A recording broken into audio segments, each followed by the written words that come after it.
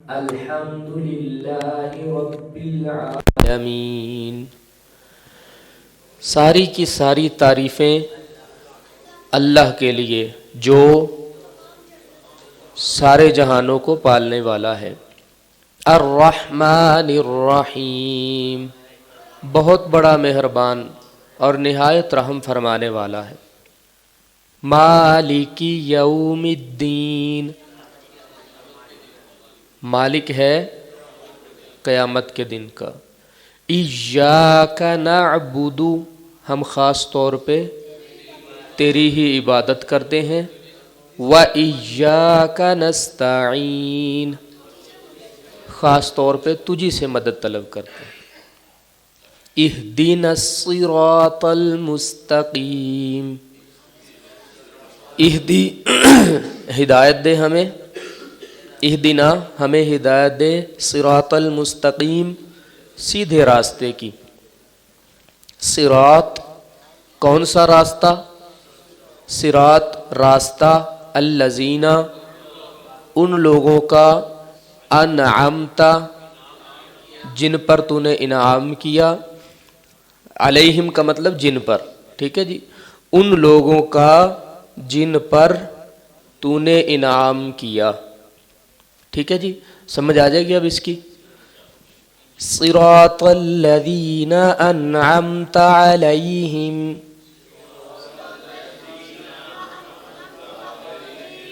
ان لوگوں کا راستہ دکھا جن پر تو نے انعام کیا. ٹھیک ہے جی، سیدھا راستہ کوئی اپنی طرف سے نکالا ہوا راستہ نہیں ہوتا. سیدھا راستہ کون سا ہے وہ خود ہی قرآن پاک نے بتا دیا. ان لوگوں کا راستہ جن پر اللہ نے انعام کر دیا ہے. وہ کون ہے جن پر اللہ نے انعام کر دیا ہے؟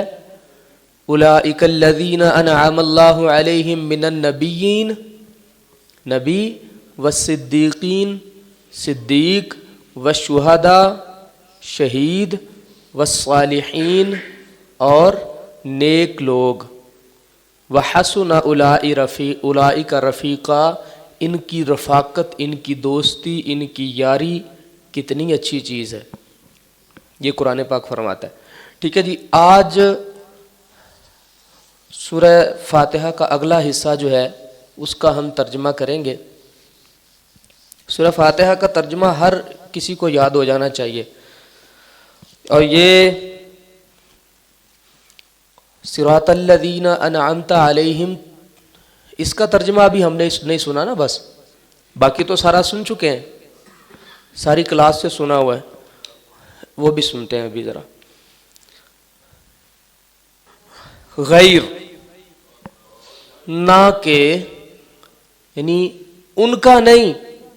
کن کا راستہ پہلے ہم نے کہا تھا؟ جن پر تو نے انعام کیا. غیر کا مطلب سوا ان لوگوں کے، یا نہ کہ ان لوگوں کا. مغضوب، غضب سمجھتے ہیں؟ غضب، جن پر تو نے غضب کیا، یعنی جو قومیں تو نے ہلاک کر دیں، جن قوموں کو تو نے برباد کر دیا. قوم عاد، ٹھیک ہے، اسی طرح قوم نوح، اسی طرح قوم سمود، یہ جتنی بھی قومیں ہیں پیچھے ہلاک ہو چکی ہیں. ہم اللہ سے پناہ مانگتے ہیں، اے اللہ ان کے پیچھے نہ چلانا ہمیں. کن لوگوں کا راستہ؟ جن پر تو نے انعام کیا، نہ کہ ان لوگوں کا مغضوب علیہم، جن پر تیرا غضب نازل ہوا. ٹھیک ہے، جن پر تیرا غضب نازل ہوا. وَلَلضَّالِّينَ، وا اور لا، نہ.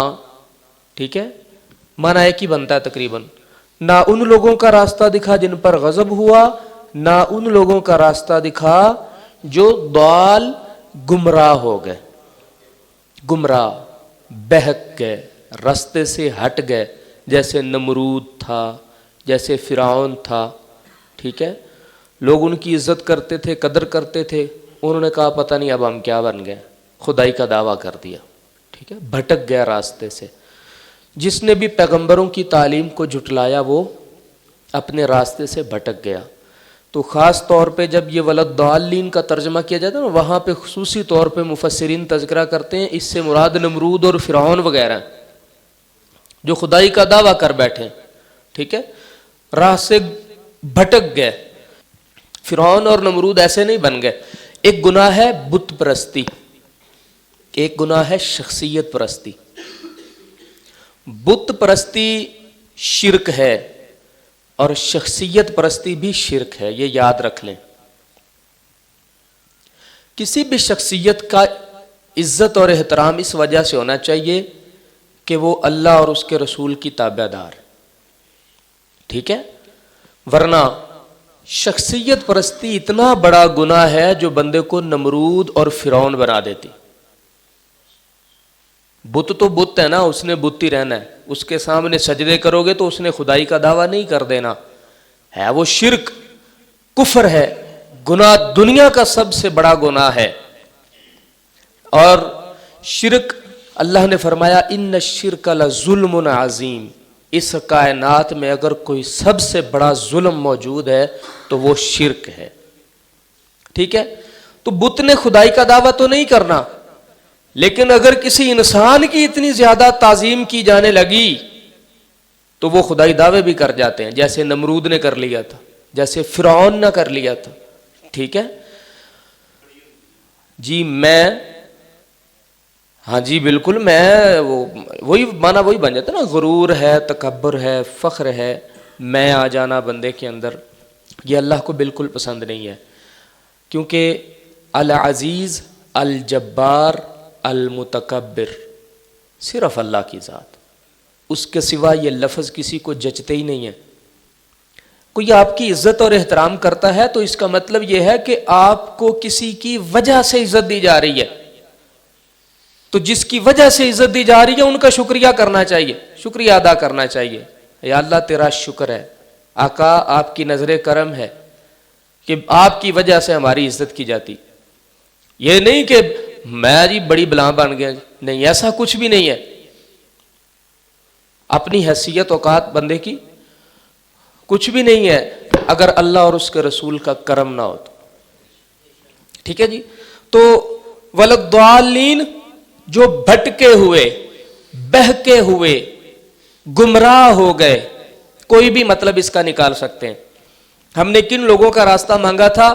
صراط الذین انعمت علیہم، ان لوگوں کا راستہ جن پر تو نے انعام کیا، غیر المغضوب، سوائے ان لوگوں کے جن پر تیرا غضب ہوا، یا نہ کہ ان لوگوں کا راستہ جن پر تیرا غضب ہوا، علیہم ولدالین، نہ ان لوگوں کا راستہ جو گمراہ ہو گئے، ٹھیک ہے جی۔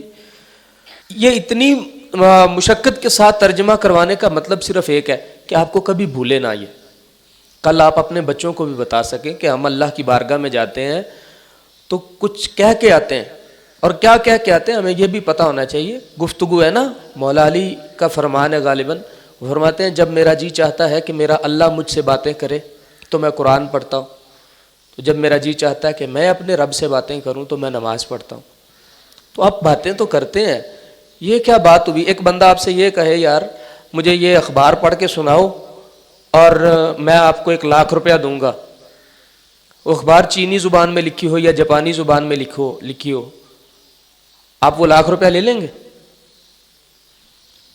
آپ اگر کسی زبان کو جانتے ہی نہیں ہیں تو اس کا اثر کیا حاصل کرنا ہے؟ پھر آپ نے اس کا ثمرہ، اس کا پھل آپ نے کیا حاصل؟ رٹے رٹائے لفظ ہے نا، جیسے ایک طوطا ہے وہ پڑھتا ہے، آپ نے بس وہی کام شروع کیا ہوا ہے، ٹھیک ہے۔ ایسا نہیں ہونا چاہیے، بلکہ آپ کو پتہ ہونا چاہیے آپ نماز پڑھنے کے لیے آئے ہیں، گفتگو کرنے کے لیے آئے ہیں، اپنے مالک کے ساتھ کون سی باتیں کر رہے ہیں، یہی تو وجہ ہوتی ہے۔ ہم نے 15 سال کی عمر میں نماز پڑھنی شروع کی ہے اور 75 سال کی عمر میں صرف قل ھو اللہ 4 رکعتوں میں پڑھ رہے ہیں، وجہ کیا ہے؟ رٹا ہے، نہ کوئی مزہ نہ کوئی سرور۔ اگر لطف آتا ہو تو صحابہ فرماتے ہیں رسول اللہ صلی اللہ علیہ وسلم کبھی کبھی نماز میں پوری سورہ بقرہ پڑھ جاتے تھے، کتنی لمبی سورت ہے، ٹھیک ہے، تقریباً 2.5 پارے بنتے ہیں یہ، 2.25 پاروں سے زیادہ. تو ساری سورہ فاتحہ پڑھ جانا. رسول اللہ صلی اللہ علیہ وآلہ وسلم کے ایک صحابی نماز پڑھ رہے ہیں, آقا علیہ الصلوۃ والسلام پیچھے آ گئے, بلکہ نہیں وہ ویسے قرآن پاک کی تلاوت کر رہے تھے. آواز بڑی خوبصورت تھی, اتنی خوبصورت تھی کہ کائنات کی سب سے خوبصورت آواز پیچھے بیٹھ کے سن رہی. حضور سن رہے ہیں بیٹھ کر. جب اس صحابی نے تلاوت ختم کی تو آقا علیہ الصلوۃ والسلام نے ارشاد فرمایا, واہ تو نے کتنا خوبصورت قرآن پڑھا. تو عرض کرنے لگے, یا رسول اللہ آپ پیچھے سن رہے تھے؟ فرمایا ہاں میں سن رہا تھا. یا رسول اللہ اگر مجھے پتا ہوتا کہ آپ سن رہے تھے تو میں اس سے بھی زیادہ خوبصورت کر کے پڑھا. قرآن ہے ایسی ہی لذیذ چیز, اس کو جس نے اس کو سمجھ لیا اس کو اسے چھوڑ وہ کبھی نہیں سکتا. اللہ تعالیٰ قرآن پاک میں ارشاد فرماتا ہے, یا ایھا المزمل قم اللیل الا قلیلا نصفہ او انقص منہ قلیلا او زد علیہ ورتل القرآن ترتیلا. اے محبوب قرآن پڑھو نماز کے اندر, راتوں کو قیام کے اندر, اور خوبصورت طریقے سے قرآن پڑھو, سونا کر کے. جیسے گاتے ہیں نا, گاتے ہیں ویسے اسلام نے گانے کو پسند نہیں کیا, طرزوں کے ساتھ کوئی چیز پڑھنا اتنا زیادہ پسند نہیں کیا, لیکن رسول اللہ صلی اللہ علیہ وسلم نے ارشاد فرمایا قرآن گا گا کے پڑھا کرو, یعنی ایسے طرزیں لگا لگا کے قرآن پڑھا کرو. ٹھیک ہے, تو ہمیں پتہ ہونا چاہیے کہ ہم کیا کیا رہے ہیں, اس سے نماز میں لطف اور زیادہ آئے گا.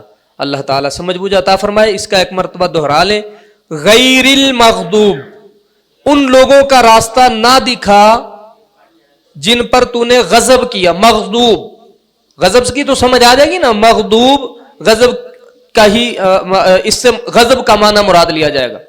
جن پر اللہ نے غضب کیا, اللہ نے جن پر غصہ کیا, ان کا راستہ نہ دکھا. ولد علیہم, ان لوگوں کا راستہ نہ دکھا جن پر تیرا غضب ہوا. ولد ضالین, اور ان کا راستہ بھی نہ دکھا جو گمراہ ہو گئے, بھٹک گئے, ہٹ گئے راستے سے. ٹھیک ہے, کوئی بھی مطلب یہ 3-4 معنی میں اس لیے بتاتا ہوں کہ یہ نہ سمجھ لیں, آپ کو مفہوم سمجھ آنا چاہیے. یہ نہ سمجھ لیں کہ بس یہی معنی کرنا ہے اس کا, نہیں, آپ کو مفہوم اس کا سمجھ آنا چاہیے. ٹھیک ہے, اللہ تعالیٰ سمجھ آتا.